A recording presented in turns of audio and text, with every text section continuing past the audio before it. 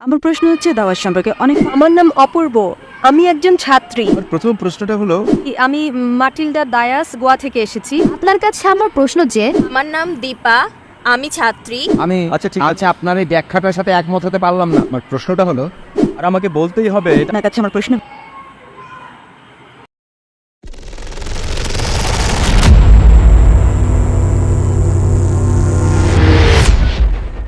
হলো, আমার নাম অপূর্ব, আমি একজন ছাত্রী। আমার প্রশ্ন হলো, মুসলমানরা প্রার্থনা করেন দৈনিক 5 বার এবং অজুও করেন সকলে 5 বার। অসংখ্য মানুষ সারা বিশ্বে অজু করেন পানি দিয়ে। বিশ্বজুড়ে যেহেতু পানির সমস্যা, আমার মনে হয় মুসলমানগণ প্রচুর পানি অপচয় করেন এভাবে। আচ্ছা, নামাজের আগে অজু করা কেন জরুরি? বোন একটা সুন্দর প্রশ্ন করেছেন যে মুসলমান নামাজ পড়ে 5 ওয়াক্ত এবং প্রত্যেক নামাজের আগে অজু করে। যখন অজু করে পানি দিয়ে করে এবং গোটা বিশ্বে পানির সংকট, তো যখন আমরা 5 বার 5 ওয়াক্ত অজু করি এতে অনেক পানি অপচয় হয়, নষ্ট হয়। এমনটা কেন? প্রথমে আমি অজু সম্পর্কে বলবো এবং পরে বলবো অপচয় সম্পর্কে। আল্লাহ সুবহানাহু ওয়া তাআলার হুকুম সূরা মাইদা সূরা নম্বর 5 আয়াত নম্বর 6 যে তুমি নামাজ পড়ার আগে অ্যাবলিউশন করো, অজু করো এবং তুমি মুখ ধোও, হাত ধোও কোনি পর্যন্ত, মাথা মাসাজ করো এবং তোমার পা ধুয়ে নাও।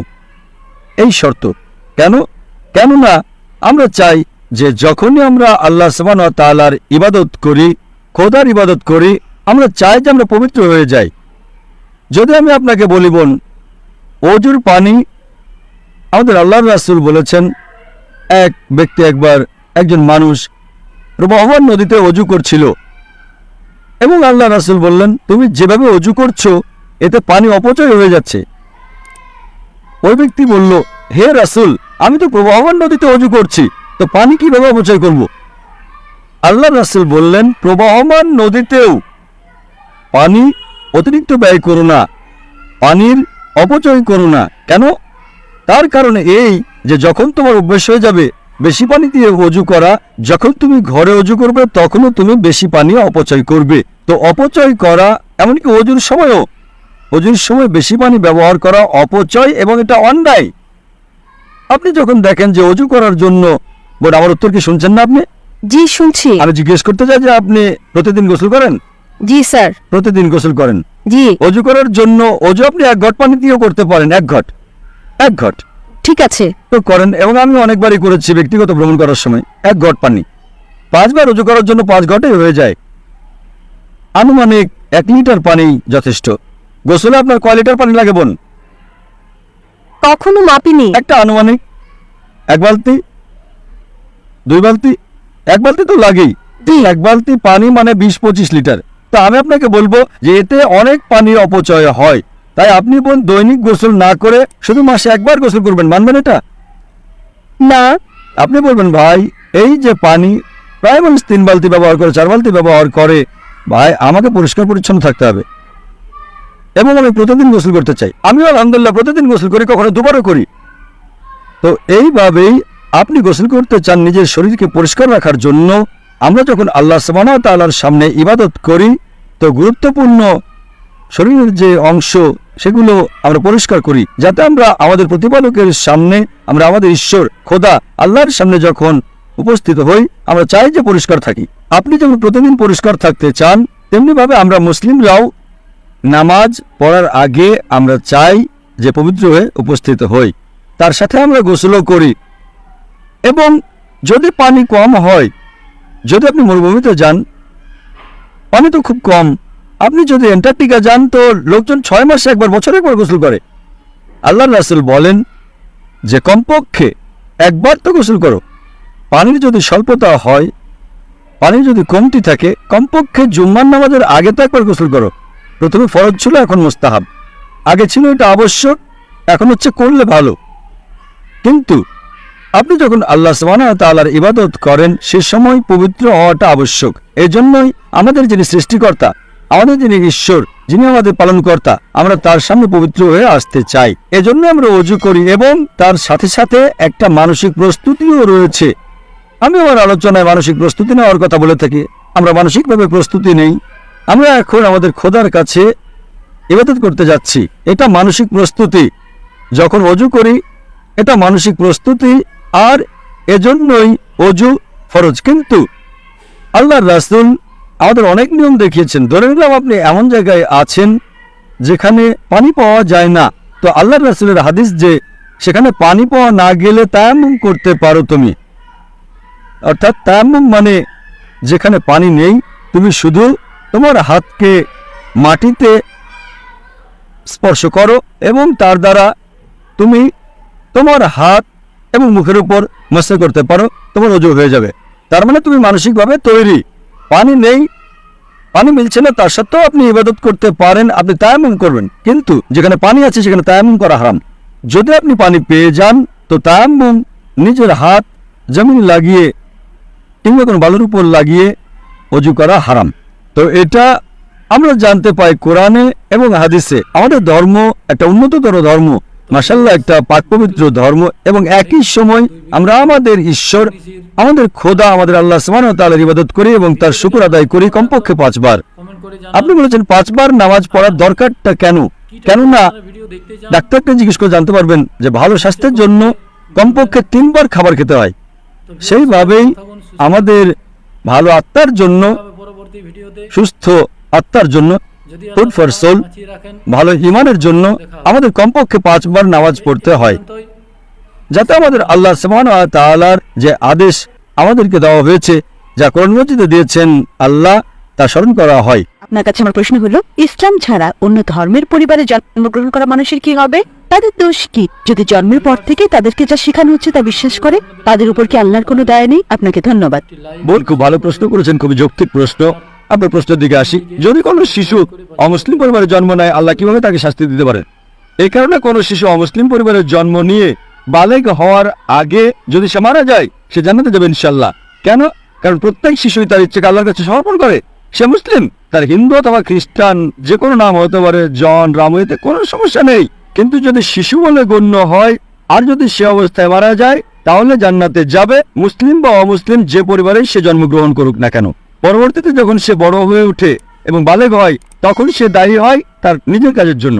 এ কারণে যদি কোনো শিশু অপরাধ করে, কোর্টে তাকে ছাড় দেয়, তবে যখন বালেগ হয় সে বলতে পারে না যে বাবা শিখিয়েছে তাই আমি এখন চুরি করছি। যদি বড় হয়ে 22 বছর বয়সে চুরি করার পরে পুলিশ তাকে ধরে, সে বলতে পারে না আমার বাবা শিখিয়েছে তাই আমি চুরি করছি। বিচারক কি তাকে ছেড়ে দেবে? যদি 5 বছর বয়স হয়, বিচারক বলতে পারেন ঠিক আছে, সে শিশু, তার জ্ঞান বুদ্ধি হয়নি। কিন্তু যখন প্রাপ্তবয়স্ক হয়, তখন যদি বিচারককে সে বলে আমি চুরি করছি কারণ আমার বাবা শিখিয়েছে, তাকে ক্ষমা করা হবে না। প্রত্যেক ব্যক্তি তার কর্মের জন্য দায়ী। যখন কেউ প্রাপ্তবয়স্ক হয় তখন তার দায়িত্ব হচ্ছে সত্য অন্বেষণ করা। আমাদের মুসলিমদের দায়িত্ব অমুসলিমের কাছে বাণী পৌঁছানো।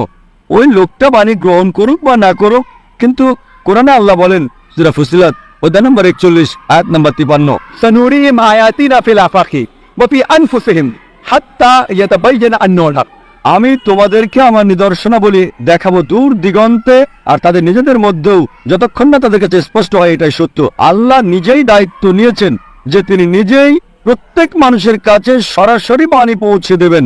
যদি কোনো মুসলিম তার কাজ নাও করে, সে ভালো বা মন্দ যায় উদাহরণ দেখ, আল্লাহ প্রত্যেকটা মানুষের অন্তরে উদয় করবেন, হোক মুসলিম বা অমুসলিম, সত্য সম্পর্কে এক স্রষ্টা সম্পর্কে। তাই একবার বাণী পৌঁছার পর ওই মানুষটা মানতেও পারে নাও মানতে পারে, এটা ভেবেও ভাবতে পারে যে আমি যদি ইসলাম গ্রহণ করি আমার পছন্দনীয় বিষয়গুলো বর্জন করতে হবে, অ্যালকোহল বাদ দিতে হবে, ডেটিং ডান্সিং বাদ দিতে হবে এবং অন্যান্য বিষয় যেগুলো হারাম, ওই বাণী গ্রহণ নাও করতে পারে, তখন সে দায়ী হবে।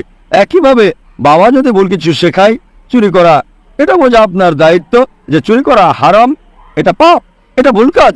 সে বিচারকের কাছে গিয়ে বলতে পারে না যে আমার বাবা শিখিয়েছে তাই আমি চুরি করি। একইভাবে আল্লাহ তার বাণী সরাসরি পৌঁছাচ্ছেন প্রত্যেকটা মানুষের অন্তরে, হক সম্পর্কে, স্রষ্টার একত্ব সম্পর্কে, যে মূর্তি পূজা নিষিদ্ধ।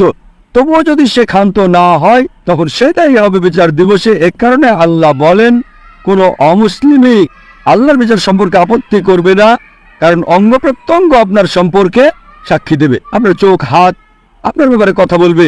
তাই বিচার দিবসে এমনকি যদিও ওই মানুষকে জাহান্নামে দেওয়া হয়, তবুও তারা আল্লাহ সুবহানাহু ওয়া তাআলার বিচার সম্পর্কে আপত্তি করবে না। তারা বলবে দয়া করে আমাদের আরেকটা সুযোগ দিন। আল্লাহ বলবেন আর সময় নেই, দুনিয়াতে তোমাদের অনেক সুযোগ দেওয়া হয়েছিল আর এখানে একবারই বাঁচবে। তাই বিচার দিবসে কোনো মানুষই, কোনো অমুসলিমই যদি তাকে জাহান্নামে দেওয়া হয়, তবুও সে আল্লাহর বিচার সম্পর্কে আপত্তি করবে না, সে শুধুই বলবে দয়া করে ক্ষমা করেন, কিন্তু সেটা হবে না। এই পৃথিবীতে যা আছে, আল্লাহ বলেন সূরা মুলক অধ্যায় নম্বর 67 আয়াত নম্বর 2, এই পৃথিবী আখিরাতের জন্য পরীক্ষা। আশা করি উত্তরটা পেয়েছেন।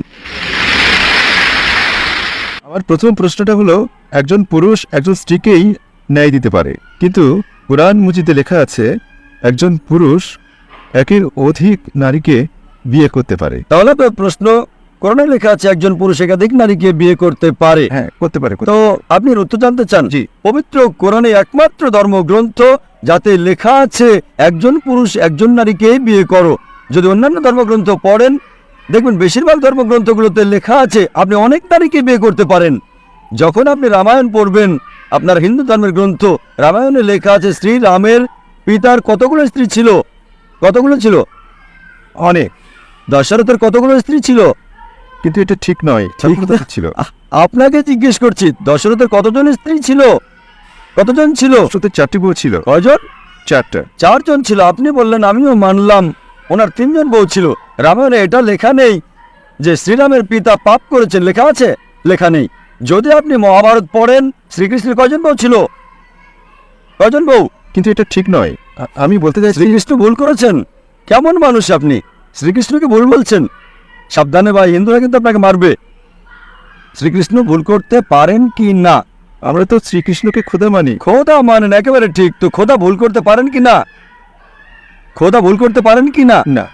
আচ্ছা, আপনার শ্রীকৃষ্ণের কতজন বউ ছিল? অনেক। কতজন? অনেক মানে কতজন? 16,000 ছিল। 16,000 না, 16,108 জন ছিল। এটা বলুন। মহাভারতের মধ্যে লেখা আছে শ্রীকৃষ্ণের 16,108 জন স্ত্রী ছিলেন। তো শ্রীকৃষ্ণের 16,108 জন স্ত্রী থাকতে পারলে মুসলমানদের 4 জনও থাকতে পারবে না কেন? আপনি যখন বাইবেল পড়বেন, বাইবেলে লেখা আছে সুলাইমান আলাইহিসসালাম, সুলাইমান আলাইহিসসালামের 700 জন স্ত্রী ছিলেন। বাইবেল পড়লে দেখবেন বাইবেল অনুযায়ী ইব্রাহিম আলাইহিসসালামের 3 জন স্ত্রী ছিলেন। যখন আপনি অন্যান্য ধর্মগ্রন্থ পড়বেন, হিন্দু ধর্মে, খ্রিস্টান ধর্মে, ইহুদি ধর্মে আপনি অনেক বিয়ে করতে পারেন, অনেক বউ রাখতে পারেন। কিন্তু কোরআনে লেখা আছে সূরা নিসা সূরা নম্বর 4 আয়াত নম্বর 3-এ, Marry women of your choice in 2s, 3s or 4s, but if you can't do justice, marry only one. তুমি তোমার পছন্দের নারীদের বিয়ে করতে পারো 2, 3 বা 4 জনকে, কিন্তু যদি তাদের সাথে ন্যায় বিচার করতে না পারো তাহলে শুধুমাত্র একজনকে বিয়ে করো। তাহলে এই বাক্যটি যে শুধুমাত্র একজনকে বিয়ে করো, এটা শুধু কোরআনেই লেখা আছে। হিন্দু ধর্ম অনুযায়ী, খ্রিস্টান ধর্ম অনুযায়ী, ইহুদি ধর্ম অনুযায়ী আপনি ইচ্ছেমতো বিয়ে করতে পারেন। 5টা, 10টা, 1000টা, 16,000 কোনো নির্দেশ নেই। কোরআন অনুযায়ী আপনি বেশি থেকে বেশি হলে 4টা বিয়ে করতে পারেন, কিন্তু যদি স্ত্রীদের সাথে সমান ব্যবহার করতে না পারেন তাহলে শুধুমাত্র একটা। এই আয়াতটা শুধু কোরআনেই আছে। এখন দেখেন কেন ইসলামে একজন পুরুষকে একাধিক বিয়ে করার অনুমতি দেওয়া হয়েছে। সাধারণভাবে মেয়ে আর ছেলে, মেল অ্যান্ড ফিমেল সমান যোগ্যতা নিয়ে জন্মায়, কিন্তু যে কোনো ডাক্তারকে জিজ্ঞেস করতে পারেন, যারা বাচ্চাদের ডাক্তার, শিশুরোগ চিকিৎসক, তারা বলবেন Female child is the stronger sex. যে ফিমেল মেয়ে বাচ্চাটা ছেলে বাচ্চার চেয়ে বেশি শক্তিশালী স্বাস্থ্যগতভাবে হয়। শক্তিশালী মানে রোগ জীবাণুর সাথে লড়াই করার জন্য, অসুখের বিরুদ্ধে লড়াই করার ক্ষেত্রে মেয়ে বাচ্চা ছেলে বাচ্চার তুলনায় খুব ভালোভাবে করতে পারে। সুতরাং শিশুরোগ বিশেষজ্ঞদের মতে ছেলেদের মৃত্যু মেয়েদের চেয়ে বেশি হয়। যখন জীবনে এগিয়ে যায় আমরা দেখি অনেক মানুষ মারা যাচ্ছে অ্যাক্সিডেন্টে, মদের কারণে, ড্রাগ নেওয়ার কারণে। বেশিরভাগই মেয়েদের তুলনায় পুরুষ মারা যায়। বর্তমানে গবেষণা আমাদের বলছে যে বর্তমান মেয়েদের সংখ্যা পুরুষের চেয়ে অনেক বেশি। শুধু নিউ ইয়র্কের ভেতরেই 10 লক্ষেরও বেশি নারী আছে পুরুষের তুলনায়। শুধু ইউএসএতে 7.8 মিলিয়ন ফিমেল, 78 লক্ষ নারী বেশি পুরুষের তুলনায়। শুধু জার্মানিতে আছে 25 লক্ষ নারী পুরুষের তুলনায় বেশি। ইউকেতে শুধু 40 লক্ষ নারী পুরুষের চেয়ে বেশি আছে। রাশিয়াতে 90 লক্ষ নারী পুরুষের চেয়ে বেশি। আল্লাহ সুবহানাহু ওয়া তাআলা জানেন কত লক্ষ নারী, কত কোটি নারী বেশি আছে পুরুষের তুলনায়। শুধু কিছু কিছু দেশে, ভারত আর কিছু অন্যান্য দেশে নারীদের সংখ্যা পুরুষের তুলনায় কম আছে, কেননা ভারতের মধ্যে মেয়ে শিশু হত্যা করা হয়। তামিলনাড়ুর সরকারি হাসপাতালের গণনা অনুযায়ী 10 জন মেয়ে শিশু জন্মালে তার মধ্যে 4 জনকে হত্যা করা হয়। এই নাজায়েজ প্রথা যখন বন্ধ হবে তখন ভারতেও মেয়েদের সংখ্যা পুরুষদের চেয়ে বেশি হয়ে যাবে। আমরা গবেষণার মাধ্যমে জানতে পারি যে পৃথিবীতে পুরুষের তুলনায় কোটি কোটি নারী বেশি আছে। উদাহরণস্বরূপ ধরেন আপনার বোন বা আমার বোন ইউএসএতে আছে। প্রচলিত নিয়ম অনুযায়ী যদি প্রত্যেক পুরুষ একজন নারীকে বিয়ে করেন, তারপর 78 লক্ষ 7.8 মিলিয়ন নারী স্বামী খুঁজে পাবে না। হতে পারে আপনার বোন বা আমার বোন সেই 7.8 মিলিয়ন নারীর একজন, যারা স্বামী খুঁজে পায়নি বা বিয়ে হয়নি। তাদের জন্য শুধু দুটো রাস্তা খোলা আছে। একটা রাস্তা হচ্ছে সে এমন পুরুষকে বিয়ে করবে যার স্ত্রী আছে, অথবা সে বাজারের মেয়ে হয়ে যাবে। আপনি বলবেন, ডাক্তার জাকির নায়েক বাজারের শোভাবর্ধনকারী, এতটা বাজে শব্দ। এটা সবচেয়ে পরিশীলিত শব্দ, জনগণের সম্পদ। এর চেয়ে ভালো শব্দ আমি বলতেই পারবো না। আর যে কোনো ভদ্র মেয়ে বা মহিলা বলবেন, যখন দুটোর মধ্যে বেছে নিতে হবে, আমি পছন্দ করব একজন পুরুষের স্ত্রী হওয়া যার প্রথম স্ত্রী বর্তমানে আছে, এটা বাজারের মেয়ে হচ্ছে উত্তম। ইসলামে যখন একজন নারী একজন পুরুষের স্ত্রী হয় যার প্রথম স্ত্রী আছে, দ্বিতীয় স্ত্রী হওয়ার পরও সেই নারীকে সম্মান দেওয়া হয়, তার ইজ্জত থাকে, সে সমস্ত অধিকার লাভ করে। কিন্তু বাজারের মেয়ে, বাজারের শোভাবর্ধনকারিণী কখনো তার অধিকার পায় না, তার কোনো সম্মান থাকে না, ইজ্জত থাকে না। এজন্য ইসলামে কিছু পুরুষকে একের অধিক বিয়ে করার অনুমতি দেওয়া হয়েছে, যেন নারীদের সম্মান এই পৃথিবীতে সব সময় থাকে। আশা করি উত্তরটা পেয়েছেন। জি, আমি মাটিল্ডা দায়াস, গোয়া থেকে এসেছি। এখন এখানে মুম্বাইয়ে কাজ করছি। গত কিছুদিন ধরে আমি গালফ দেশগুলোতে কাজ করে আসছি। তখন আমার খুব ভালো লাগতো যে রমজানের দিনগুলোতে সবাই রোজা রাখতো। তখন ওখানে যে আরবরা ছিল তারা রোজা রাখতো, ক্ষমা এবং মহানুভবতা প্রদর্শন করতো ওরা। এছাড়াও অনেক ভালো ভালো কাজও করতো। কিন্তু রমজানের পর যখন রোজা শেষ হতো, ঈদ চলে যাওয়ার পর তারা আবার সেই কাজগুলোই করতো যেগুলো তারা রমজানের আগে করতো। বোন, আপনি প্রশ্ন করলেন অনেক বছর গালফ দেশগুলোতে থেকেছেন, তখন রমজানের সময় খুব ভালো লাগতো। তখন দেখতেন মুসলিমরা অনেক দয়ালু, মেহেরবান, তারা ভালো কাজ করতো, দান খয়রাত করতো, মিলেমিশে থাকতো। কিন্তু যখন রমজান মাস শেষ হয়ে যায় তখন তারা আবার এসব ভুলে যায়। এটা ঠিক না। কিন্তু মনে করেন যে ইসলাম সুন্দর ধর্ম, আমি মানছি যে আপনি যা বললেন তা ঘটে, তবে সবাই এমন না। কেন? কারণ সব মানুষই জানে কোনটা ভালো আর কোনটা খারাপ। কিন্তু রমজানের সময় সে যতটা সম্ভব বেশি ভালো কাজ করার চেষ্টা করে থাকে। রমজানের সময় সীমাহীনভাবে ভালো কাজ করতে চায়, তখন সে চেষ্টা করে ছোটোখাটো ভুল ত্রুটিগুলো যা সে সবসময় করে থাকে, অন্তত রমজান মাসে সেগুলো থেকে বিরত থাকার চেষ্টা করে থাকে। একইভাবে তারা আরও বেশি চেষ্টা করে থাকে, মুসলিমরা আরও বেশি সচেষ্ট হয় অন্তত রমজান মাসে 5 ওয়াক্ত নামাজ পড়াটা ঠিক রাখতে, অন্তত রমজান মাসে জামাত পড়াটা ঠিক রাখতে, অন্তত রমজান মাসে কোরআন তেলাওয়াত ঠিক রাখতে। সাধারণত চেষ্টা করে 3 ওয়াক্ত নামাজ পড়তে পারে, রমজানে 5 ওয়াক্ত নামাজ পড়বে। সবসময় দেখা যায় 2-1টা জামাত সে ধরতে পারে না, কিন্তু রমজানে 5 ওয়াক্ত ধরে। এমনি সময় হয়তো সপ্তাহে একদিন কোরআন পড়ে, রমজান মাসে প্রতিদিন কোরআন পড়ে, বেশি বেশি পড়ে। তাই এখানে ব্যাখ্যাটা এমন যে আল্লাহ রাসূল ইরশাদ করেছেন, রমজান এমন একটা মাস শয়তানকে বন্দি রাখা হয়। হতে পারে নাশকতামূলক কাজগুলো এই মাসে কম হয়, এজন্য মানুষের ভালো কাজের মাত্রাটা উঁচু হয়ে যায়। কিন্তু তার মানে এই নয় যে রমজান মাসের পর আপনারা আবার ওইসব অসৎ কাজ, ছোটখাটো ভুলভ্রান্তিগুলো করতে থাকবেন। এই জন্যই আল্লাহ তাআলা বলেছেন সূরা বাকারা সূরা নম্বর 2 আয়াত নম্বর 183-তে, রোজা তোমাদের উপর ফরজ করা হয়েছে ঠিক সেইভাবে যেভাবে পূর্ববর্তীদের উপর ফরজ করা হয়েছিল, যেন তোমরা তাকওয়া অর্জন করতে পারো। রোজার সময় আমরা উপোস থাকি কেন? সর্বপ্রথম বিষয় হচ্ছে আমরা যেন মুত্তাকি হই। এর মাধ্যমে সব মানুষই উঁচু পর্যায়ে তাকওয়া অর্জন করে। অনেক মানুষ রমজানের পরও এর চর্চা করে থাকে, কারো কারো চর্চার মাত্রা কমে যায়। কিন্তু আপনি খুব গুরুত্বপূর্ণ একটা কথা বলেছেন যে সব সময় রমজান মাস হোক বা না হোক, আমাদের অন্ততপক্ষে একটা মিনিমাম লেভেল মেনে চলা উচিত। অন্তত ফরজটা তো আদায় করা উচিত, 5 ওয়াক্ত নামাজ অবশ্যই পড়া উচিত। হতে পারে রমজান আরও বেশি বেশি নামাজ পড়েন, তাহাজ্জুদ পড়েন, সুন্নাত বেশি বেশি পড়েন, কিন্তু যেটা মিনিমাম লেভেল সেটা তো প্রত্যেক মুসলিমের সব সময় পালন করার কর্তব্য। হতে পারে রমজানে আপনি অনেক বেশি বেশি দান খয়রাত করলেন, কিন্তু এর একটা নির্দিষ্ট মাত্রা সবসময় বজায় রেখে চলা উচিত। বোন, আপনার কাছে প্রশ্ন, আপনি কি ইসলাম সম্পর্কে জানেন? হ্যাঁ, অনেক কিছু জানি। আপনি কি মানেন যে আল্লাহ এক? জি, বিশ্বাস আপনি করি। কি বিশ্বাস করেন যে মূর্তি পূজা করা ভুল? জি, বিশ্বাস করি। আপনি কি মানেন যীশু খ্রিস্ট ঈশ্বর? জি, আপনি বিশ্বাস করেন যীশু খ্রিস্ট ঈশ্বর? কারণ আমি তো খ্রিস্টান, আমি খ্রিস্টান হয়েই জন্মেছি, তাই আমাকে এটা মানতেই ঠিক হয়। আছে বোন, আপনি কি জানেন ইসলামই একমাত্র অখ্রিস্টান ধর্মবিশ্বাস যেখানে যীশু খ্রিস্টকে নবী হিসেবে বিশ্বাস করার কথা বলা হয়েছে? কোন মুসলিমই মুসলিম নয় যদি সে যীশু খ্রিস্টকে নবী হিসেবে না মানে। আমরা বিশ্বাস করি তিনি আল্লাহ প্রেরিত পয়গম্বর ছিলেন, আমরা বিশ্বাস করি তিনি মসিহ ছিলেন অর্থাৎ খ্রিস্ট, আমরা বিশ্বাস করি তিনি অলৌকিকভাবে জন্ম নিয়েছেন কোনো পুরুষের অংশগ্রহণ ছাড়া, যেটা মডার্ন খ্রিস্টানরা এখন বিশ্বাস করে না। আমরা বিশ্বাস করি তিনি আল্লাহর নির্দেশে মৃতকে জীবনদান করেছেন, আমরা বিশ্বাস করি তিনি আল্লাহর নির্দেশে জন্মান্ধদের চোখে আলো দান করেছেন। খ্রিস্টান এবং মুসলিমরা খ্রিস্টান মুসলিমরা পাশাপাশি অবস্থান করে। অবশ্যই আমরা একই সাথে পথ চলি। কিন্তু একটা আমার সত্যি ভালো লাগছে, আমরা তো ঝগড়া করছি না। আমি জানি আর আমি মনে করি আমার আপনি দিক ঠিক থেকে বলেছেন। আমি অবশ্যই ইসলামে বিশ্বাস করি, কিন্তু আমি আমার ধর্মকেও বিশ্বাস করি। কিন্তু বেশিরভাগ খ্রিস্টানই মনে করে যে যীশুখ্রিস্ট ঈশ্বর, তিনি ঈশ্বর হিসেবে এসেছেন। প্রকৃতপক্ষে আপনি যদি বাইবেল পড়েন, সেখানে এমন কোনো সুস্পষ্ট উদ্ধৃতি নেই সম্পূর্ণ বাইবেলে যেখানে যীশুখ্রিস্ট স্বয়ং দাবি করেছেন, তিনি বলেছেন যে আমি ঈশ্বর অথবা আমার উপাসনা করো। আমি এই কথাটা আবারও বলতে চাই, যদি আপনি বাইবেল পড়েন, যেটাকে আপনি সর্বশক্তিমান ঈশ্বরের বাণী বলে বিশ্বাস করেন, যদি আপনি বাইবেল পড়েন, সেখানে এমন কোনো উদ্ধৃতি নেই সম্পূর্ণ বাইবেলে যেখানে যীশুখ্রিস্ট নিজেই দাবি করেছেন যে আমি ঈশ্বর অথবা আমার উপাসনা করো। এমনকি যদি পড়েন গসপেল অফ জন অধ্যায় নম্বর 14 অনুচ্ছেদ 28, যীশুখ্রিস্ট নিজের মুখে বলেন আমার পিতা আমার চেয়ে মহান। গসপেল অফ জন অধ্যায় 10 অনুচ্ছেদ 20, আমার পিতা সবার চেয়ে মহান। গসপেল অফ ম্যাথিউ অধ্যায় 12 অনুচ্ছেদ 28 বলেছেন আমি শয়তানকে বিতাড়িত করি আল্লাহর নির্দেশে। গসপেল অফ লুক অধ্যায় 11 অনুচ্ছেদ 20, আমি আল্লাহর আঙুলের সাহায্যে শয়তানকে তাড়িয়ে দিই। নিশ্চয়ই আপনি ঠিকই বলছেন, আমি বলিনি তো যে আপনি ভুল বলছেন, আপনি ঠিকই বলছেন স্যার। গসপেল অফ জনের 5 নম্বর অধ্যায় 30 নম্বর অনুচ্ছেদে যিশু নিজে বলেছেন আমি নিজের থেকে কিছুই করতে পারি না, আমি যা শুনি তাই বলি, আর আমার বিচার সঠিক হয়। আমি আমার ইচ্ছায় চলি না, বরং পিতার ইচ্ছায় চলি। আর যে বলে আমি নিজের ইচ্ছায় চলি না, বরং সর্বশক্তিমান আল্লাহর ইচ্ছায় চলি, সে একজন মুসলিম। তাহলে বাইবেল অনুযায়ী যীশু খ্রিস্ট নিজেই দাবি করেছেন যে তিনি মুসলিম। মুসলিম মানে যে নিজের ইচ্ছাকে আল্লাহ তাআলার কাছে সমর্পণ করে। যীশু খ্রিস্ট কখনোই দাবি করেননি যে তিনি ঈশ্বর ছিলেন, তিনি কখনোই বলেননি যে আমি খোদা। বোন, আপনি কি নবী মুহাম্মদ সাল্লাল্লাহু আলাইহি ওয়াসাল্লামকে আল্লাহর নবী মানেন?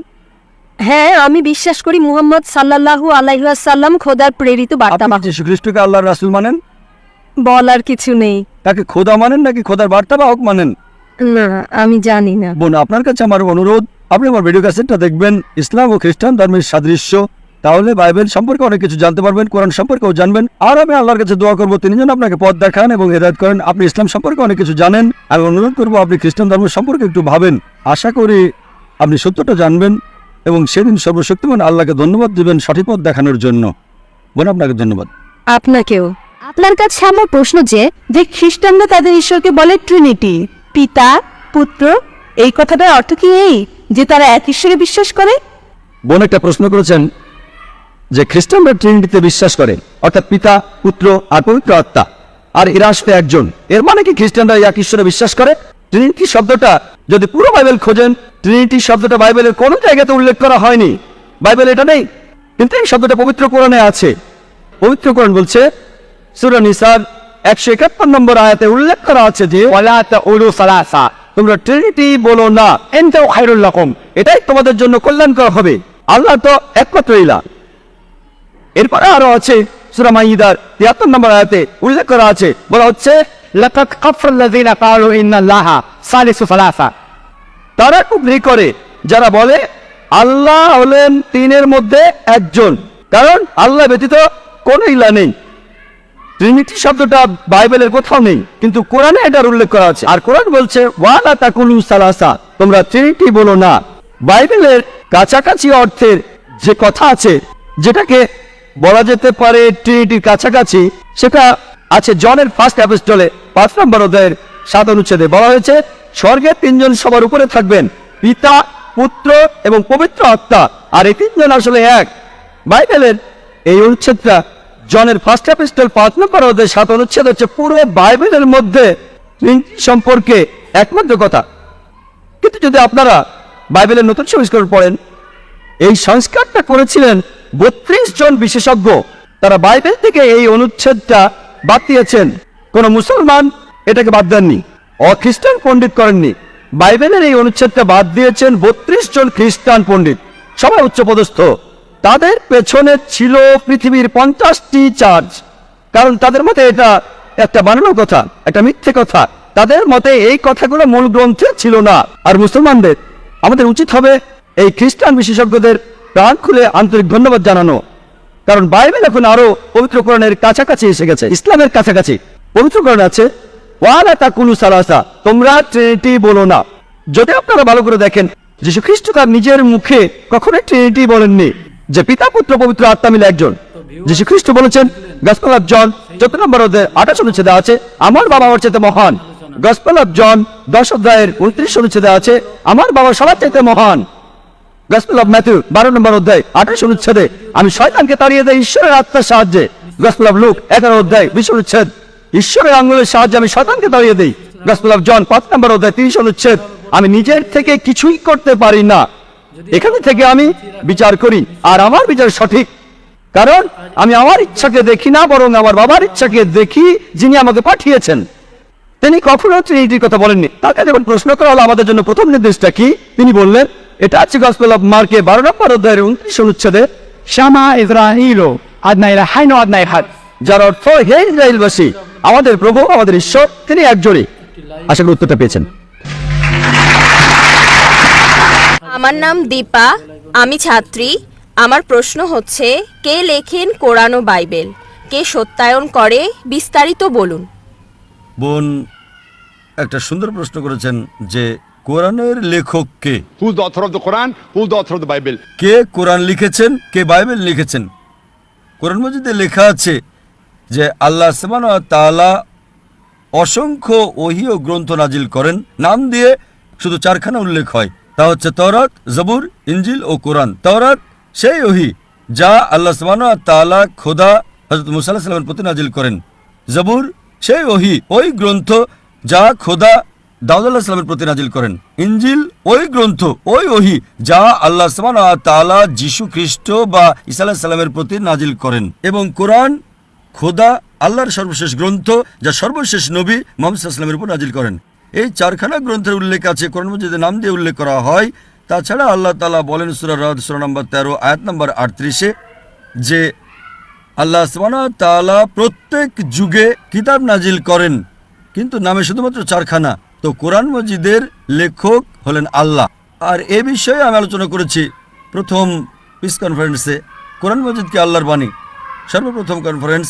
তো এই কোরআনের লেখক অথর খোদা আল্লাহ। এবং যেমনটা আমি বলেছি, 4খানা আসমানি কিতাব, 4খানা ওহীর উল্লেখ হয়, তাওরাত, জবুর, ইনজিল ও কোরআন। এখন বাইবেল নিয়ে প্রশ্ন আছে যে বাইবেলে আছে, বর্তমানে যা খ্রিস্টানরা পড়েন, খ্রিস্টান বিশেষজ্ঞদের মতে তাতে মিশ্রণ হয়ে গেছে, তা সাজানো কাহিনী, বানানো গল্প বর্ধিত করা হয়েছে। এই জন্য যে ইনজিল আল্লাহ সুবহানাহু ওয়া তাআলা ঈসা আলাইহিস সালামের উপর নাজিল করেছিলেন তা এই বাইবেল নয়। তাতে হতে পারে যে কিছু কিছু শব্দ এই বাইবেলে জায়গা পেয়েছে, কিন্তু সম্পূর্ণভাবে এই বাইবেল আমরা বলতে পারি না যে এটা খোদার বাণী বা আল্লাহর বাণী। তাতে মিশ্রণ হয়ে গেছে। হতে পারে যে কিছু আল্লাহর বাণী, এর মধ্যে খোদার বাণী ছাড়া ঈসা আলাইহিস সালাম নিজে যা বলেছেন তাও আছে, যা ঐতিহাসিকগণ বলেছেন তাও আছে। তাতে অনেক ভুল তথ্য লেখা হয়েছে। যদি বাইবেল মনোযোগ দিয়ে পড়েন তো অসংখ্য শ্লোক, অসংখ্য অধ্যায়ে আমার বলতে দ্বিধা নেই পর্নোগ্রাফি অন্তর্ভুক্ত হয়েছে। তো আমি এটা বলতে পারি না যে এই পর্নোগ্রাফিও খোদা নাজিল করেছেন, এজন্যই বাইবেল রক্ষিত নয়। আমরা ঈমান রাখি যে ওই ওহী যা আল্লাহ ঈসা আলাইহিস সালামের উপর নাজিল করেন, ইনজিল, তাকে আমরা মানি খোদার বাণী। কিন্তু এই যে বাইবেল বর্তমান তাদের কাছে, ওটা খোদার বাণী নয়, মিক্সচার। কিন্তু যেহেতু এই কোরআন সর্বশেষ কিতাব আল্লাহর, আর আমরা তাকে বলি ফোরকান, মানে সত্য ও মিথ্যের পার্থক্যকারী। যা বাইবেলে লেখা আছে তা যদি কোরআনের সাথে মিলে যায়, আমাদের কোনো আপত্তি নেই এটা মানতে যে ওই বার্তা, ওই বিষয়টা বাইবেলের হতে পারে যে আল্লাহর বাণী। কিন্তু অন্যান্য বিষয় যা আমরা একেবারেই বলতে পারি না যে আল্লাহর বাণী, তা মিশ্রণ। আশা করি উত্তরটা পেয়েছেন। আপনি যখন যিশু আর মোহাম্মদের কথা বলছিলেন যে যিশু এসেছেন শুধু ইহুদিদের জন্য আর মোহাম্মদ এসেছেন পৃথিবীর সব মানুষের জন্য, সবার জন্য, আমার মনে হয় না এটা সত্যি। আর বাইবেলেও এমন কথা বলা হচ্ছে না। আর আপনি বললেন যে যিশু ঈশ্বর নন। আপনি এখানে গসপেল থেকে সুবিধা মতো উদ্ধৃতি দিলেন যে যিশু বলেছেন আমার পিতা আমার চেয়ে বড়। এই কথাগুলো আছে আর বাইবেলে লেখা আছে পরিষ্কারভাবে যে যিশু খ্রিস্ট ঈশ্বর। সে কথাটাই আমরা বিশ্বাস করি আর পুরো পৃথিবীর মানুষই বিশ্বাস করে। আপনি 3টে উদ্ধৃতি দিয়েছেন পুরো রেফারেন্স ছাড়া। আমি 3টে অনুচ্ছেদের রেফারেন্স দিচ্ছি। প্রথম 2টা অনুচ্ছেদ আছে গসপেল অফ জনের 14 নম্বর অধ্যায়ের 6 ও 9 অনুচ্ছেদে। যিশু সেখানে নিজেই বলেছেন আমার পিতার রাজ্যে অনেকগুলো প্রাসাদ আছে, যদি এরকমটা না হতো আমি তোমাদের বলতাম না। আমি সেখানে যাচ্ছি তোমাদের একটা জায়গা তৈরি করতে, আর তোমরা জানো আমি কোথায় যাচ্ছি। টমাস বলল আমরা জানি না আপনি কোথায় যাচ্ছেন, আমরা সে পথ চিনি না আপনি যেখানে যাচ্ছেন। যিশু বললেন আমি সত্য এবং জীবনের একমাত্র পথ, কোনো মানুষ আমার আর আমার পিতার মাঝে আসতে পারে না আমিও এটার সাথে একমত যে যীশুখ্রিস্ট সত্য ও জীবনের পথ। কোনো মানুষ আল্লাহর কাছে যাবে না যীশুখ্রিস্টকে বাদ দিয়ে। এটা তার সময়ে, প্রত্যেক নবী তার সময়ে ছিলেন আল্লাহর পথে সত্য আর জীবনের একমাত্র উপায়। মুসা আলাইহিস সালামের সময় তিনি ছিলেন সত্য আর জীবনের একমাত্র পথ। কোনো মানুষই মুসা আলাইহিস সালাম আর আল্লাহর মাঝখানে আসবে না। যীশুখ্রিস্টের সময় তিনি ছিলেন সত্য আর জীবনের একমাত্র পথ, আর নবীজি সাল্লাল্লাহু আলাইহি সাল্লামের সময় তিনি ছিলেন সত্য আর জীবনের একমাত্র পথ। তাহলে প্রত্যেক নবী তার সময়ে তিনি ছিলেন সত্যের পথ, আর আমি একমত। এর অর্থ, যদি আমাকে অনুসরণ করো তাহলে ঈশ্বরকে মেনে চলছো, তিনি ছিলেন পথ। এরপরে যদি বাইবেল পড়েন, যিশুকে তার শিষ্যরা বলল যে আমরা তো ঈশ্বরকে দেখিনি। তখন যিশু তাদের বললেন, যারা আমাকে দেখছো তারা ঈশ্বরকে দেখছো। আমাকে দেখছো মানে যারা আমার নির্দেশ মেনে চলছো তারা আসলে মহান ঈশ্বরের নির্দেশ মেনে চলছো। যদি প্রসঙ্গটা দেখেন, প্রথম অনুচ্ছেদে আছে আমার পিতার রাজ্যে অনেক প্রসাদ আছে, তিনি বলেননি যে আমার রাজ্যে অনেক প্রসাদ আছে। এখানে দেখতে পাচ্ছেন তিনি মহান ঈশ্বরের কথা বলেছেন। আরেকটা অনুচ্ছেদের কথা বললেন যে আমি এবং আমার পিতা এক। এটা আছে গসপেল অফ জনের 10 নম্বর অধ্যায়ের 30 অনুচ্ছেদে, আমি এবং আমার পিতা এক। যদি প্রসঙ্গটা পড়েন সেটা জানতে 23 নম্বর অনুচ্ছেদে যান।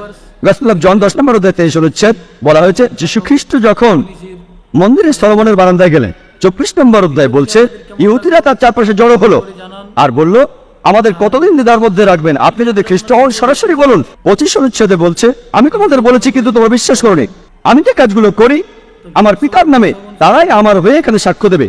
আমি কাজগুলো আমার পিতার নামে করি, তারা এখানে সাক্ষ্য দেবে। 25 নম্বর অনুচ্ছেদ। 26 অনুচ্ছেদ বলছে আমি বলেছি কিন্তু তোমরা বিশ্বাস করনি কারণ তোমরা আমার অনুসারী নও। 27 অনুচ্ছেদ বলছে যে আমার অনুসারীরা আমার কথা শুনে, আমি তাদের চিনি, তারা আমাকে অনুসরণ করে। 28 নম্বর অনুচ্ছেদ বলছে যে আমি তাদের চিরস্থায়ী জীবন দিয়েছি, তারা কখনো ধ্বংস হবে না, কেউ তাদেরকে আমার হাত থেকে নিতে পারবে না। 29 অনুচ্ছেদ বলছে কেউ তাদেরকে আমার পিতার হাত থেকে তুলে নিতে পারবে না। 30 অনুচ্ছেদ বলছে আমি এবং আমার পিতা এক। প্রসঙ্গটা পড়লে বুঝতে পারবেন উদ্দেশ্যের দিক থেকে যিশু এবং মহান স্রষ্টা তারা এক। আমার বাবা হলেন একজন ডাক্তার আর আমি একজন ডাক্তার। আমি যদি বলি যে আমরা দুজন মানুষ এক, তার মানে কি আমরা দুজন একই লোক? না। যখন বলছি আমি আর আমার বাবা এক, তার মানে বাবাও ডাক্তার আমিও ডাক্তার। পেশার দিক থেকে আমরা দুজন এক, এর মানে এই না যে আমরা দুজন এক ব্যক্তি। উদ্দেশ্য এটা খুব পরিষ্কার। তারপরেও যদি বলেন এই এক মানে একজন ব্যক্তি, আমি বলবো ঠিক আছে। এরপরও বাইবেল পড়লে দেখবেন গসপেল অফ জন 17 নম্বর অধ্যায়ের 21 নম্বর অনুচ্ছেদে বলা হয়েছে যে আমার পিতা আমার মধ্যে রয়েছে আর আমি তোমাদের মধ্যে। যীশু খ্রিস্ট তার 12 জন শিষ্যকে বলছেন আমরা সবাই এক। 23 অনুচ্ছেদ বলছে আমি তোমাদের মধ্যে, আমরা সবাই এক। এটা এক শব্দ।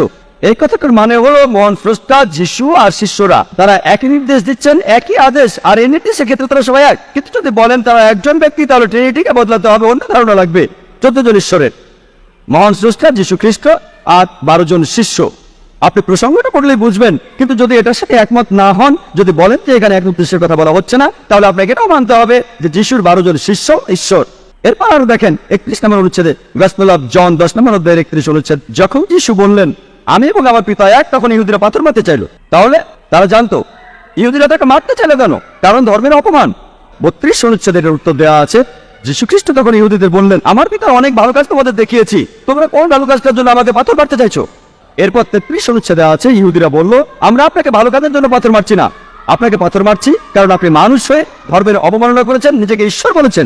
এরপর যীশু খ্রিস্ট বললেন 34 ও 35 অনুচ্ছেদে আছে গসপেল অফ জনের 10 নম্বর অধ্যায় যে এটাকে তোমাদের ধর্মগ্রন্থে বলা নেই যে তোমরা ঈশ্বর, আর যে ব্যক্তির কাছে মহান স্রষ্টার নির্দেশগুলো আসে সেই ব্যক্তিকে যদি ঈশ্বর বলো ধর্মগ্রন্থের নিয়ম ভাঙা হবে না। যে ব্যক্তির কাছে মহান স্রষ্টার নির্দেশ এসেছে যদি তোমরা তাকে ঈশ্বর বলো ধর্মগ্রন্থের নিয়ম ভাঙা হবে না। আর একই ধরনের কথা আছে শামসে 82 অধ্যায়ের 6 অনুচ্ছেদে বলা হয়েছে যে তোমরা ঈশ্বর। তাহলে আপনি যদি প্রসঙ্গটা পড়েন যীশু খ্রিস্ট কখনোই নিজেকে ঈশ্বর বলে দাবি করেননি, তবে উদ্দেশ্যের দিক থেকে মহান স্রষ্টা আর যীশু খ্রিস্ট যেসব নির্দেশ দিয়েছেন একই উদ্দেশ্যে দিয়েছেন। আশা করি উত্তরটা পেয়েছেন। আর কিছু বলবেন আপনি? না, নেই? আমি আচ্ছা ঠিক আছে। আপনার এই ব্যাখ্যাটার সাথে একমত হতে পারলাম না। কোন ব্যাপারে একমত না? আমি আপনাদের ভুলগুলো প্রমাণ সহ বাইবেলের রেফারেন্স দিয়ে বলেছি, অনুচ্ছেদগুলো বলেছি। এখন আমি যে ভুল বলছি সেগুলো আপনি রেফারেন্স দিয়ে প্রমাণ করে দেন। আমার প্রশ্নটা হলো একজন মহিলা কি রাষ্ট্রপ্রধান হতে পারেন? ভাই আপনি প্রশ্ন করেছেন যে কোন মহিলা কি রাষ্ট্রপ্রধান হতে পারেন? পবিত্র কোরআনে আমার জানা মতে এমন কোনো কথা নেই যেটা বলছে যে একজন মহিলা রাষ্ট্রের প্রধান হতে পারবেন না। তবে এমন বেশ কিছু হাদিস আছে যে সেই জাতি যাদের নেতা একজন মহিলা তারা সফল হবে না। যদি একজন মহিলা রাষ্ট্রপ্রধান হন কোন ইসলামিক দেশে, তাকে হয়তো নামাজের সময় ইমামতিও করতে হতে পারে। আর যদি একজন মহিলা জামাতে নামাজ পড়ার ইমামতি করেন, আর নামাজে আমরা বিভিন্ন অঙ্গভঙ্গি করি যেমন কালাম, রুকু, সিজদা, দাঁড়ানো, নত জানো আর উপর হওয়া, যদি পুরুষদের সামনে একজন মহিলা এগুলো করে নামাজের সময়, আমি নিশ্চিত এতে নামাজের অসুবিধা হবে। যদি সেই মহিলা আমাদের দেশের মতো বর্তমানের কোনো দেশের রাষ্ট্রপ্রধান হন, প্রায় দেখা যাবে সেই রাষ্ট্রপ্রধান বিভিন্ন মিটিং করছেন অন্য দেশের রাষ্ট্রপ্রধানদের সাথে, যারা হতে পারে পুরুষ, আর মাঝে মধ্যেই তারা ক্লোজ ডোর মিটিং করে যেখানে অন্য কেউ ঢুকতে পারে না। যদি একজন মহিলা আরেকজন পুরুষের সাথে ক্লোজ ডোর মিটিং করে, ইসলাম এটার অনুমতি দেয় না। ইসলাম বলে যে একজন মহিলা কোনো পরপুরুষের সাথে একা থাকতে পারবে না, মিটিং করতে পারবে না। ইসলাম পুরুষ ও নারীর অবাধ মেলামেশার অনুমতি দেয় না। একজন রাষ্ট্রপ্রধানের ছবি বিভিন্ন সময়ে প্রচার করা হয়, ভিডিও শুটিং, ফটোগ্রাফি, খুব কাছ থেকে ক্যামেরা ধরা হয়, সেখানে অন্য রাষ্ট্রপ্রধানও থাকতে পারে, অন্য পুরুষ লোকও থাকতে পারে। তখন এই মহিলা রাষ্ট্রপ্রধান হতে পারে মার্গারেট থ্যাচার অথবা অন্য যে কেউ, ছবিতে দেখবেন অনেক পুরুষের সঙ্গে তারা হ্যান্ডশেক করছেন। ইসলাম পুরুষ ও নারীর এই ধরনের মেলামেশাকে অনুমতি দেয় না। রাষ্ট্রপ্রধান মাঝে মধ্যেই দেশের সাধারণ মানুষদের সাথে সাক্ষাৎ করেন। যদি মহিলা রাষ্ট্রপ্রধান হন তাহলে সাধারণ মানুষের সাথে এভাবে সাক্ষাৎ করা তার জন্য কঠিন হয়ে যাবে। এছাড়াও বিজ্ঞান আমাদের বলে যে মহিলারা তারা পুরুষদের তুলনায় কথাবার্তা বলায় বেশি পারদর্শী, আর পুরুষরা তাদের রয়েছে বিশেষ কিছু মানসিক ক্ষমতা। বিশেষ ক্ষমতা মানে পুরুষরা বেশি কল্পনা করতে পারে যে ভবিষ্যতে কি হবে, ভবিষ্যতের ঘটনাগুলো কল্পনা করতে পারে। আর রাষ্ট্রপ্রধান হলে এই বিশেষ মানসিক ক্ষমতাগুলোর প্রয়োজন রয়েছে। একজন মহিলা সে একজন পুরুষের চাইতে কথাবার্তা বলায় বেশি পারদর্শী, যেটা একজন মায়ের জন্য খুবই প্রয়োজন। একজন মহিলা তিনি অন্তঃসত্ত্বা হয়ে পড়েন, তখন তার কয়েক মাস বিশ্রামের প্রয়োজন হয়। সেই সময় কে সে রাষ্ট্রে দেখাশোনা করবে? তার সন্তান থাকতে পারে। মা হিসেবে এই দায়িত্বটা খুবই ইম্পর্ট্যান্ট। আর এই কাজটা একজন পুরুষের জন্য সুবিধাজনক, কারণ তিনি একই সাথে সন্তানের বাবা আর রাষ্ট্রপ্রধান হতে পারেন। কিন্তু একজন মহিলার পক্ষে একই সাথে মা আর রাষ্ট্রপ্রধান হওয়াটা সুবিধাজনক নয়। আমিও সেই সব বিশেষজ্ঞদের মতোই বলবো, মহিলাদের কোনো দেশের রাষ্ট্রপ্রধান হওয়া উচিত নয়। কিন্তু তার মানে এই না যে মহিলারা সিদ্ধান্ত গ্রহণে অংশ নিতে পারবেন না। আমি আমার লেকচার আগে বলেছি, ভোটাধিকার আছে, আইন প্রণয়নের সময় তারা সিদ্ধান্ত নিতে পারে।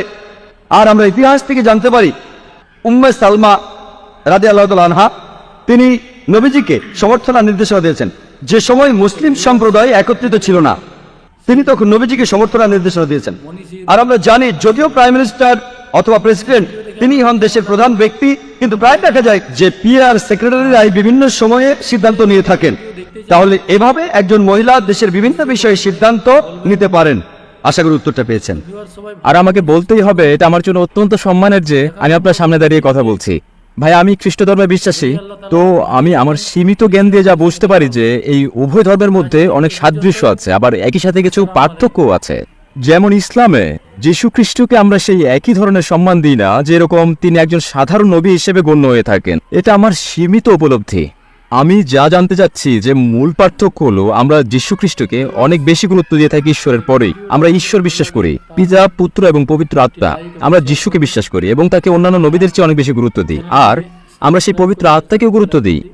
এখন যীশু খ্রিস্টের ব্যাপারে আমরা সবাই জানি যে যীশু খ্রিস্ট জন্মগ্রহণ করেছিলেন অলৌকিক উপায়ে, অনেক অলৌকিক ঘটনা ঘটিয়েছিলেন, আর তিনি শেষ বিচারের দিনে প্রত্যাবর্তন করবেন। তাহলে কেন ইসলামে তাকে সেই সমমাত্রা গুরুত্ব দেওয়া হলো না, আর সেই পবিত্র আত্মাকে কেন গুরুত্ব দেওয়া হলো না? ভাই সাহেবের প্রশ্ন হচ্ছে যে ইসলাম এবং খ্রিস্টান ধর্মে অনেক সাদৃশ্য রয়েছে, কিন্তু মতানৈক্য রয়েছে। একটা মতানৈক্য এই যে আমরা ঈসা আলাইহিস সালামকে অধিক গুরুত্ব দিই মুসলিমদের চেয়ে বেশি, আর আমরা মানি যে তিনি খোদা, খোদার পুত্র এবং খোদাও বিশ্বাস করি এগুলোতে, কিন্তু মুসলিমরা তাকে সাধারণ পয়গম্বর মনে করেন। আর কোরআনে যখন বলা হয়েছে তিনি অলৌকিক কাজ অনেক করেছেন, অনেক মুজিজা দেখিয়েছেন, মুজিজার মাধ্যমে জন্মগ্রহণ করেন, মৃতদের জীবিত করেন, তাহলে তাকে সাধারণ পয়গম্বর কেন মনে করেন?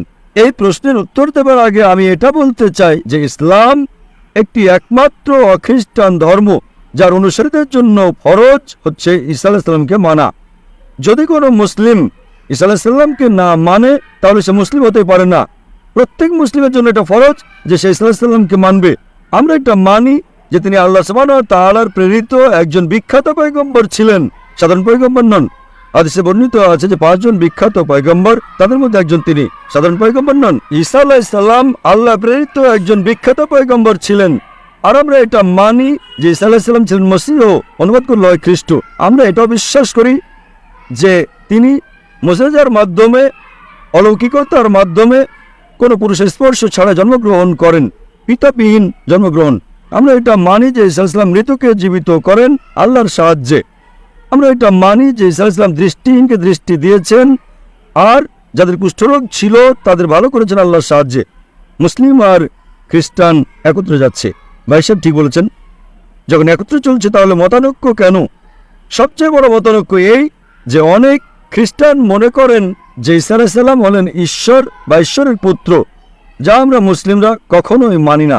যখন বলে ঈশ্বর, ঈশ্বরের পুত্র, তারা বিশ্বাস করে ট্রিনিটি, খোদাকে, খোদার পুত্রকে, পবিত্র আত্মাকে। কিন্তু এটা মানে যে ঈসা আলাইহিস সালাম ঈশ্বর, এটা একটা বড় মতানৈক্য। ছোট মতানৈক্য আরও রয়েছে। সবচেয়ে বড় মতানৈক্য হলো ঈসা আলাইহিস সালাম ঈশ্বরের পুত্র। যখন আপনি বাইবেল পড়বেন, আমি একজন ছাত্র বিভিন্ন ধর্মের, আমি বাইবেল পড়েছি, বাইবেলের মধ্যে একটিও বাক্য নেই যাতে স্পষ্টভাবে নির্দ্বিধায় নিঃসন্দেহে লেখা হয়েছে যেখানে ঈসা আলাইহিস সালাম নিজে বলেছেন যে আমি ঈশ্বর বা তোমরা আমার উপাসনা করো। যদি আপনি কোনো বাইবেল থেকে একটি বাক্য দেখাতে পারেন আমাকে যেখানে ঈসা আলাইহিস সালাম নিজে বলেছেন যে আমি ঈশ্বর নির্দ্বিধায় নিঃসন্দেহে, আর বলেছেন যে আমার ইবাদত করো, আমি খ্রিস্টান ধর্ম গ্রহণ করতে প্রস্তুত এখনই। আমি অন্যান্য মুসলিমদের পক্ষ থেকে বলছি না, তারা ইসলাম ও অন্যান্য ধর্মের জ্ঞান চর্চাকারী নন। আমি নিজেকে নিজের মাথাটাকে কোরবানি করতে প্রস্তুত।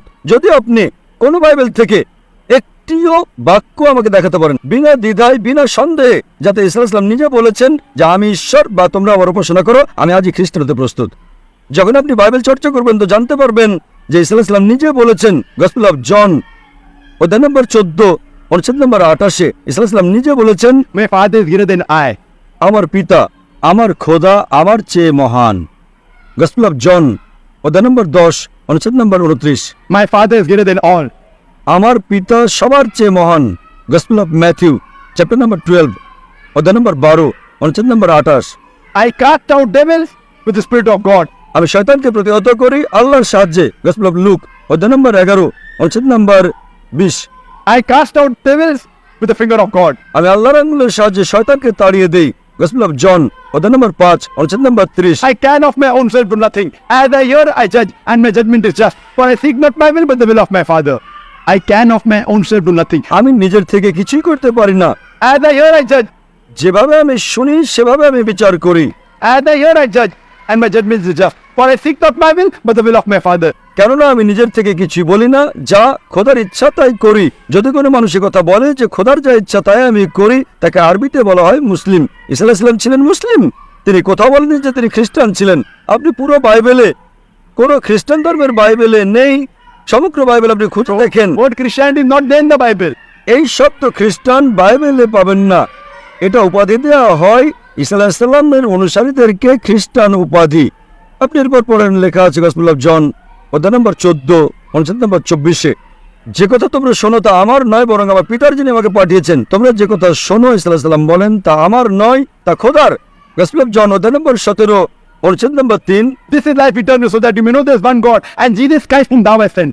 এটা জানো যে এই জীবন অনন্ত, আর তোমরা জেনে রাখো খোদা এক, এবং ঈসা আলাইহিস সালামকে সেই কথা পাঠিয়েছেন। আরো পরিষ্কার করে লেখা হয়েছে বুক অফ অ্যাক্টস অধ্যায় নম্বর 2 অনুচ্ছেদ নম্বর 22, Ye men of Israel, listen to this. Jesus of Nazareth, a man approved of God amongst you by wonders and miracles which God did by men, you are witness to it. হে ইসরায়েলীগণ শোনো, Jesus of Nazareth, Nazareth শহরের যিশু, a man approved of God একজন মানুষ যাকে ঈশ্বর মনোনীত করেন তোমাদের মধ্যে হতে, amongst you by wonders and miracles. আর তার দ্বারা অলৌকিকতা দেখান, মুজিজা দেখান, Wonders and miracles which God did by him. এবং খোদা তার মাধ্যমে করেন। তো এটা পরিষ্কার বাইবেল বলছে যে ঈসা আলাইহিস সালাম একজন মানুষ ছিলেন, সাধারণ নন, ছিলেন পয়গম্বর, কিন্তু খোদা ছিলেন না। আর যতই অলৌকিকতা মুজিজা করেছেন তা খোদা তার মাধ্যমে করেছেন। এখন বোঝা গেল যে এটা খ্রিস্টানদের একটা ভুল ধারণা যে তাদের যাজক, তাদের পাদ্রী তাদেরকে বলেন যে ঈসা আলাইহিস সালাম হলেন খোদা। বাইবেলে একটা অনুচ্ছেদও নেই যেখানে বলা হয়েছে বিনা দ্বিধায়, বিনা সন্দেহে ঈসা আলাইহিস সালাম নিজে বলেন যে আমি ঈশ্বর। যখন ঈসা আলাইহিস সালাম বলেননি, তা আপনারা কেন বলতে চান? এজন্য আমরা মুসলিমরা ঈসা আলাইহিস সালামকে অধিক শ্রদ্ধা করি। যদি আপনি ঈসা আলাইহিস সালামের আদেশ না মানেন, তো আমার মতে আপনি ঈসা আলাইহিস সালামকে শ্রদ্ধা করেন না। তাহলে একথা বলা যে খ্রিস্টানরা ঈসা আলাইহিস সালামকে অধিক শ্রদ্ধা করে, একেবারে ভুল। আমরা মুসলিমরা ঈসা আলাইহিস সালামকে শ্রদ্ধা করি বেশি। যদি আপনারা যাচাই করেন, ঈসা আলাইহিস সালামের খাতনা হয়েছে।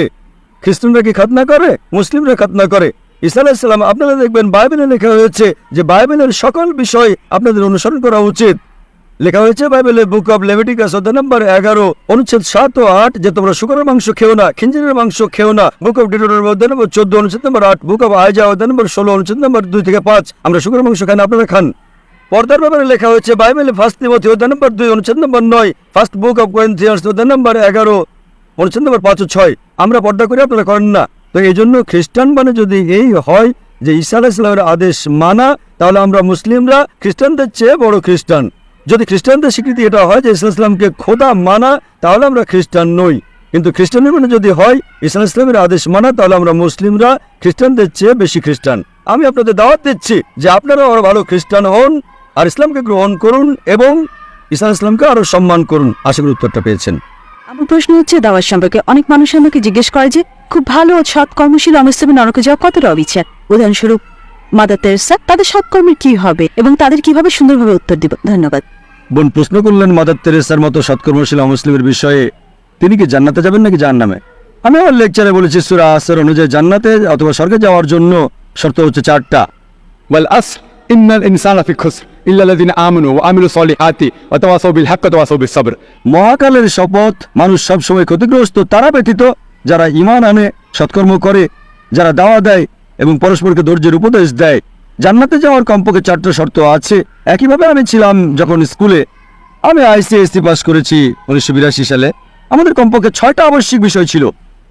ইংরেজি ছিল, গণিত, বিজ্ঞান, ইতিহাস, ভূগোল এবং হিন্দি আবশ্যিক বিষয়। বোন আপনাকে একটা প্রশ্ন করি, বিজ্ঞানে 6টা বিষয়ের মধ্যে 5টা বিষয়ে যদি 100তে 99 পাই আর এক বিষয়ে 10 নম্বর পাই বিজ্ঞানে, আমি কি তাহলে পাস করতে পারবো? হ্যাঁ কি না? না। কিন্তু ইংরেজিতে পেয়েছি 99 পয়েন্ট, হিন্দিতে 99, ইতিহাসেও পেলাম 99। যদি কোনো বিষয়ে আমি ফেল করি তবে ফেল।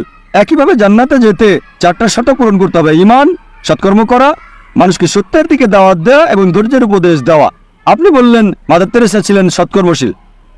সৎকর্মশীল মানে সালাত আদায়, যাকাত দেওয়া ইত্যাদি বোঝায়। তর্কের খাতিরে আমি যদি আপনার সাথে একমত হই যে অমুসলিম হওয়ার সত্ত্বেও মাদার তেরেসা ছিলেন সৎকর্মশীল, তর্কের খাতিরে ইসলামে সৎকর্মশীল বলতে অনেক কিছুই বোঝায়। আমার মনে হয় মাদার তেরেসার তেমন কিছু ছিল না।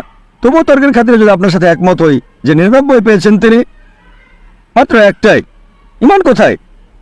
যদি শিরক করে থাকেন, বাইবেলে উল্লেখ আছে, যদি বাইবেল পড়েন বুক অব ডিউটোনমি অধ্যায় 5 অনুচ্ছেদ 7 থেকে 9, বুক অব এক্সোডাস অধ্যায় নম্বর 20 অনুচ্ছেদ 3 থেকে 5 বলছে যে আমার কোনোই প্রতিকৃতি নেই, তুমি খোদিত করে কোনো কিছুর প্রতিমা তৈরি করো না, আকাশের উপরের, পৃথিবীর নিচের বা পানির নিচের কোনো কিছুর সাথে। তাদের কাছে নতজন হইও না, তাদের সেবা করো না, কারণ আমি তোমাদের প্রভু খুবই ঈর্ষাপরায়ণ। এমনকি খ্রিস্টান ধর্মেও শিরক করা হারাম। আল্লাহ কোরআনে বলেন সূরা মাইদা অধ্যায় 5 আয়াত 72। আসুন দেখি যীশু খ্রিস্ট সাল্লাল্লাহু আলাইহি ওয়াসাল্লাম কি উপদেশ দিয়েছেন। যীশু খ্রিস্ট বলেছেন কোরআনে সূরা মাইদা অধ্যায় 5 আয়াত 72, আল্লাহ বলেন যে لقد كفر الذين قالوا إن الله هو المسيح ابن مريم. তারা কুফর করছে, মিথ্যা অপবাদ দিচ্ছে যারা বলে যে মেরির পুত্র যিশুই আল্লাহ সুবহানাহু ওয়া তাআলা। وقال المسيح কিন্তু যিশু আলাইহিস সালাম বলেছিল, يا بني إسرائيل হে বনী ইসরায়েলেরা, اعبدوا الله আল্লাহর ইবাদত করো, ربي وربكم যিনি আমারও তোমাদের প্রতিপালক। إنه من يشرك بالله এবং যে ব্যক্তি আল্লাহর সাথে কাউকে শরীক করলো, فقد حرم عليه الجنة আল্লাহ তার জন্য জান্নাত হারাম করবেন। ومأواه النار وما للظالمين من أنصار. তার আবাস হবে জাহান্নাম এবং আখিরাতে জালিমরা কোনো সাহায্যকারী পাবে না। যীশু খ্রিস্ট সাল্লাল্লাহু আলাইহি ওয়াসাল্লাম বলেছেন, إنه من يشرك بالله এবং যে ব্যক্তি আল্লাহর সাথে কাউকে শরীক করলো, فقد حرم الله عليه الجنة আল্লাহ তার জন্য জান্নাত হারাম করবেন, তার জন্য স্বর্গে প্রবেশ নিষিদ্ধ। ومأواه النار وما للظالمين من أنصار. তার আবাস হবে জাহান্নাম এবং আখিরাতে জালিমরা কোনো সাহায্যকারী পাবে না। তাই যীশু খ্রিস্ট সাল্লাল্লাহু আলাইহি ওয়াসাল্লাম কোরআন ও বাইবেলের অনুযায়ী যদি কেউ শিরক করে থাকে, হোক মাদার তেরেসা বা অন্য যে কেউ, জান্নাতে যেতে পারবে না।